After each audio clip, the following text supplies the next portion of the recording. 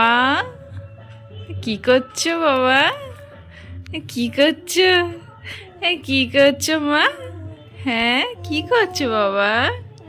দুধ হচ্ছে বেবি? হুম, কি গো, দুধ হচ্ছে? কি করছো? কি করছো বাবা? কি করছো মা? কি কি কি গো বাবা? বাবা,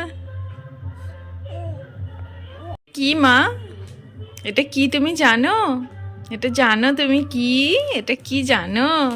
হ্যাঁ, এটা তোমার ছোটবেলার তো বেডশিট। হ্যাঁ, এটাই করে তুমি বাড়ি এসছিলে তো। হ্যাঁ, মাম্মাম তোমাকে এটাই করে নিয়ে এসছিল, তুমি জানো বাবা? এটা তো তোমার এখন আর হবে না, দাঁড়াবো এটা তোমায় দেখাই। এই যে মাম্মা, এটা কি বাবা? হ্যাঁ, তুমি তো বড় বেবি হয়ে গেছো। এটা কি মা? এটা আমার ভীষণ শখের একটা জিনিস, ভীষণ শখের একটা জিনিস। ও হওয়ার আগে আমি এটা অর্ডার করেছিলাম অনলাইন থেকে। ও হওয়ার আগে অর্ডার করেছিলাম, কিন্তু আমি পিঙ্ক কালারই নিয়েছিলাম। এই যে মাম্মা, এটা তোমার, এটা তোমার বাবা। এই দেখো, এটা ছোটবেলায় তুমি এটার মধ্যে শুতে তো। হ্যাঁ, এটা তোমার, তোমার এটা মাম্মা। আমার তুয়া হওয়ার আগেই আমি এটা অনলাইন থেকে অর্ডার করেছিলাম। এটা আমার একটা ভীষণ একটা শখের জিনিস। আমি পিঙ্ক কালার অর্ডার করেছিলাম। আর হচ্ছে ও যখন আমি প্রেগনেন্ট ছিলাম তখন সবাই আমাকে বলতো দেখে, মানে জানি না কেন যেটা হয়ে থাকে, সবাই যেই দেখতো সেই মোটামুটি আমাকে বলতো যে আমার নাকি ছেলে হবে।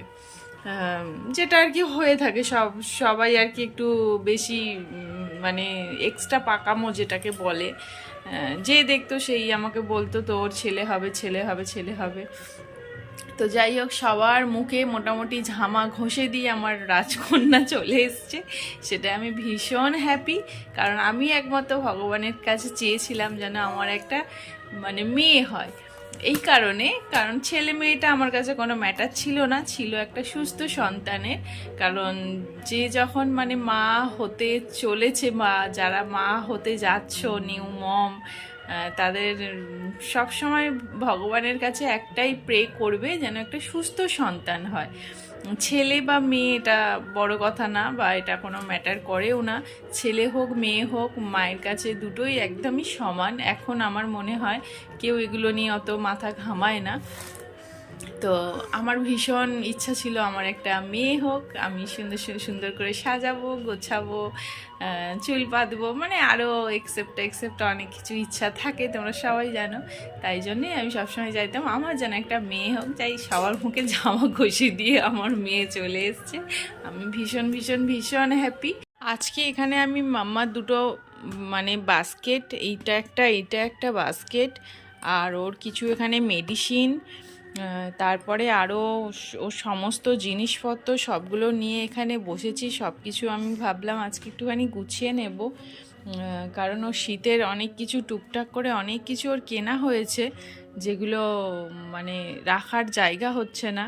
তো তাই ভাবলাম একটুখানি মানে পুরোনো দিনের যেগুলো ছিল ওর ছোট ছোট জামা কাপড়, সেগুলোকে ভাবছি কিছু আলাদা করব, আর করে যেগুলো নতুন কিনেছি সেগুলোকে একটু ঠিকঠাক করে সামনে রাখবো। আর নালে আমি মানে ওকে পড়ানোর সময় কিচ্ছু খুঁজে পাচ্ছি না। এইগুলো ওর নতুন কেনা হয়েছে, এই যে টুপি, এই যে জ্যাকেট, আর সব কোথায় গেল, এই যে এইসব প্যান্ট, এই সোয়েটার, এগুলো সব নতুন নতুন ওর কেনা হয়েছে। এই যে বক্সগুলো, এগুলো পরানোর সময় আমি একটাও হাতের কাছে পাচ্ছি না। তাই ভাবলাম পুরনো কিছু কিছু ওর ছোটো ছোটো যে ফতুয়া জামা কাপড়গুলো ছিল সেগুলো ভাবলাম একটুখানি আলাদা করে দিই, কারণ ওগুলো ওর আর লাগে না।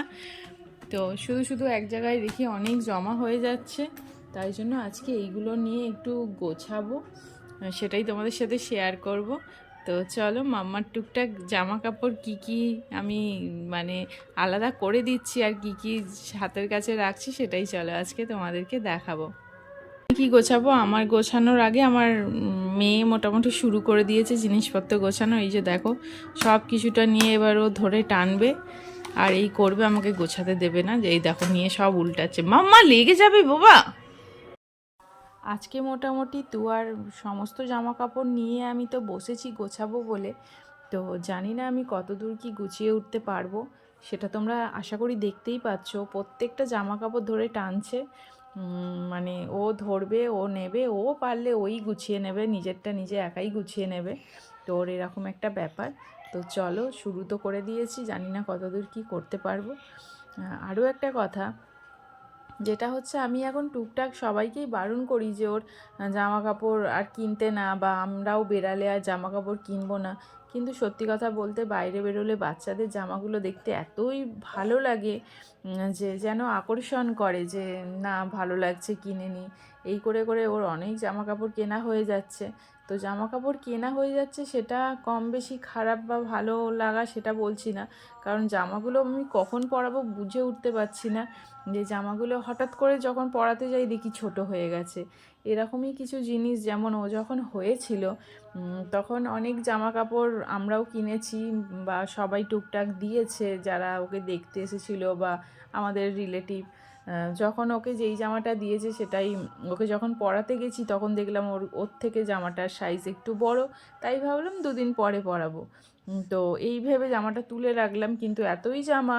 আর তখন ওকে আমি পার ডে এবেলা মানে সকালে একটা চেঞ্জ করতাম, দুপুরে একটা চেঞ্জ করতাম, রাতে একটা শোয়ার আগে চেঞ্জ করে দিতাম, আবার পরের দিন সকালে যখন উঠতো আবার একটা চেঞ্জ করতাম, কিন্তু প্রত্যেকটা নতুন নতুন জামা। মানে ও এতই জামা পেয়েছিল।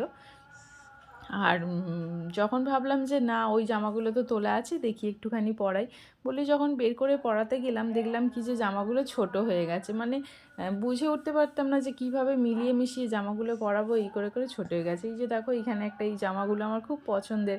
এটা তো নিউবর্ন মানে বেবির জামা, যখন ও একদম ছোট্ট ছিল। এই জামাগুলো প্রায় নতুনই আছে, খুব একটা ভালো করে আমি পরাতে পারিনি। ওই মানে মিস্টেক হয়ে গেছে যে কখন কোনটা কি পরাবো বুঝতে পারিনি। যখন পরানোর জন্য বের করেছি দেখলাম ওগুলো আর ওর গায়ে হচ্ছে না।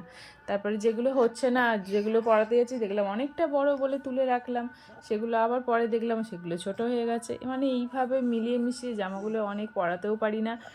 একটু আফসোসও হয়, এত ভালো জামাটা ওকে পরাতে পারলাম না। তো এইরকম, তাই ভাবি আর কিনবো না, আর কিনলে একটু বড় দেখে কিনি, এরকম করেই চলছে।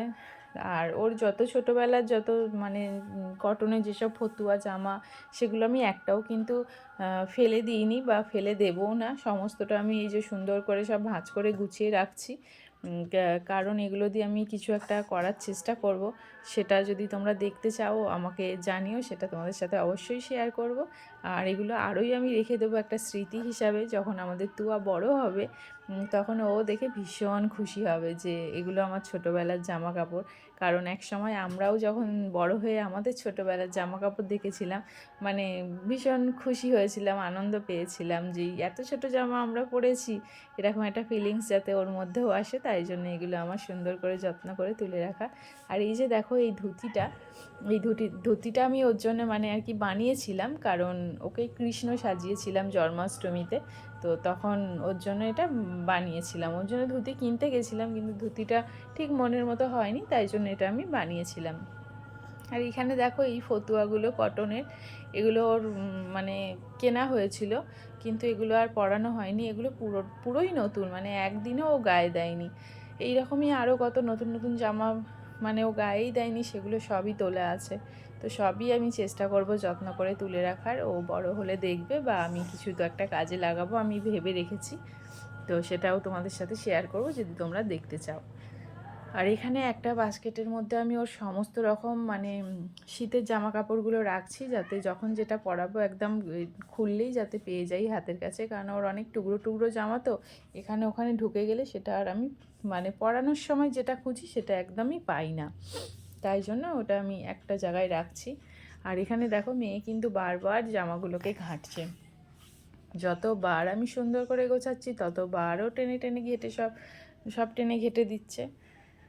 যাই হোক, এইভাবেই ওকে নিয়ে সমস্ত কাজটা আমি প্রায় গুছিয়ে ফেলেছি। এই যে দেখো এইখানের এই বাস্কেটটায় আমি যত গরমের জামাগুলো পরিয়ে মানে গুছিয়ে দিয়েছি। এই সুন্দর ছোট্ট ছোট্ট হাত মোজাগুলো আমার ভীষণ পছন্দ, কি কিউট দেখতে, তাই না? বাচ্চাদের জিনিসগুলো সত্যিই ভীষণ ভালো লাগে। আর ওর যত পুরনো জামা কাপড়গুলো ভাবছি এই ব্যাগটার মধ্যে ভরে আর ভরে আর আলমারিতে রেখে দেবো, তাহলে আর হারাবে না। সব কুচো কাচা জিনিস এই একটার মধ্যেই থাকবে। তাই জন্য এই ব্যাগটার মধ্যে আমি সমস্ত এই জামাগুলো ভরে রাখলাম। তো ভিডিওটা আমি এখানেই শেষ করছি। যারা আমার ভিডিও শেষ পর্যন্ত দেখলে আশা করি একটু হলেও ভালো লেগেছে। আর যদি ভালো লেগে থাকে তাহলে আমার চ্যানেলটাকে একটা সাবস্ক্রাইব করে দিও, আর অবশ্যই একটা লাইক করে দিও। তোমাদের একটা লাইক কিন্তু আর একটা ভিডিও বানানোর জন্য ভীষণ মোটিভেট করে। টাটা।